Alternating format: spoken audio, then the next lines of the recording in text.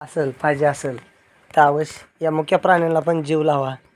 त्यांच्या त्यांना काय हवं आहे काय नाही हे पण बघा. कारण ते आपल्याला एवढं जीव लावतात. त्यांचं पूर्ण आयुष्य ते आपल्यासाठी देतात. पूर्ण आयुष्य बघा. ते जसं पण जे बारक्याचं मोठं होईपर्यंत ते आपल्यासाठी काय असते. आपण मस्त त्यांना कशा म्हणून पाळतो. आपल्या फायद्यासाठीच ते आपण त्यांचा फक्त यूज करतो, वापर करतो का नाही. त्यांचं वैयक्तिक त्यांच्या आयुष्यामध्ये आहे का काय की बाबा मला हे पाहिजेल किंवा ते पाहिजेल असं काय. जसा माणूस जसा त्याच्या आशा अपेक्षा जशा असते त्या का नाही. तसं ह्यांचं काय आहे का ह्या मुक्या प्राण्यांचं अजिबात नाही. त्यांच्या पोटाला अन्न, त्यांना वेळेवर औषधं गोळ्या ज्या लागणाऱ्या गोष्टी आहेत त्या आपण इमानदारीनं करायला पाहिजे. बरोबर का. हे नाही का बस. पुन्हा हे अजून म्हणलं तर काय कुणी ही शेळ्या ही जनावरं तर ह्यांचं बी तसंच आहे ना. किती दिवसाचं आयुष्य आहे. जर बघायचं जर झालं विचार जर केला तर प्राण्यामध्ये बघा. आता ते बकरी झालं किंवा बोकाड झालं किंवा शेळीमध्ये झालं तर काय आहे त्यांच्या आयुष्यामध्ये काय आहे. जास्तीत जास्त किती महिनं 1 वर्षाचा कालावधी. बोकाड जर असेल तर कुणी बेनूला ठेवलं तर बघा ते जास्त दिवस राहते. बरोबर. कुणी बेनूला नाही ठेवलं तर त्याचा कार्यक्रमच आहे. ओकेवर बरोबर. आता ही आमची गाय. आता ही जशी पण माझ्या इथं आली आहे लक्ष्मीच्या पावलानंच आली आहे. तेव्हापासून आजपर्यंत कुठलं पण दिवस असा गेला नाही की मी हिच्यापाशी आलो नाही किंवा हिच्यापाशी बघा चालूच झालं. कारण ही काय जीव लावणं असेल ही जी काय प्रेम आहे ना हे फक्त हा शेतकऱ्याचे नशीब आहे सगळ्यात महत्त्वाचं. कारण हिचं पूर्ण आयुष्य ही आपल्या शेतकऱ्यासाठी पूर्णपणे आयुष्य देते का नाही. तर मग आपण हिच्यासाठी वेळ द्यावा.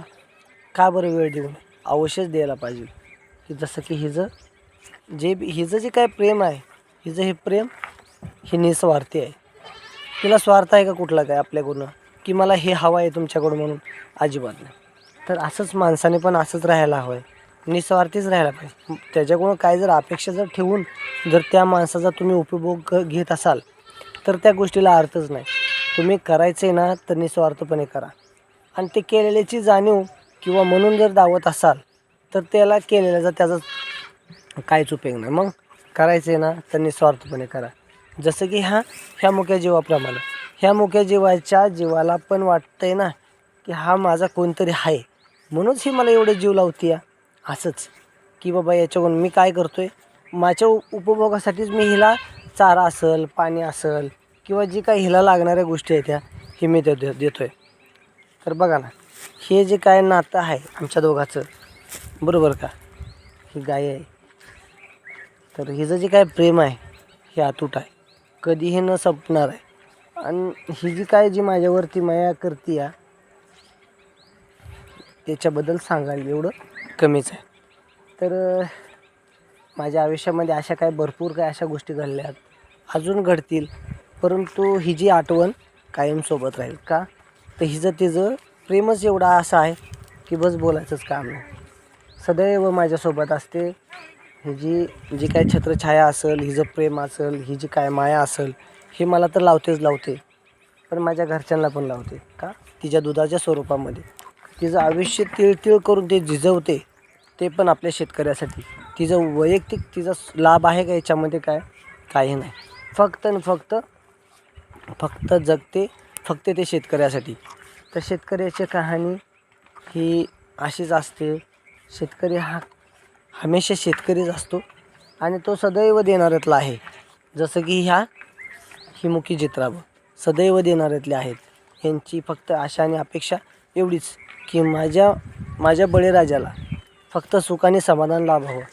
जेव्हा त्याचा बळीराजा खुश तेव्हा त्यांची ही आई खुश. तर ही आमची माता आणि माऊली पण आहे. ही माझी सर्व काही हीच आहे. तर हे भावार्थ व्यक्त करताना ही माझी गाई. ओके. धन्यवाद. समजून घ्या. समजलं तर अवश्य शेअर करा आणि पूर्ण व्हिडिओ बघा. तुम्हाला समजून जाल तुम्ही.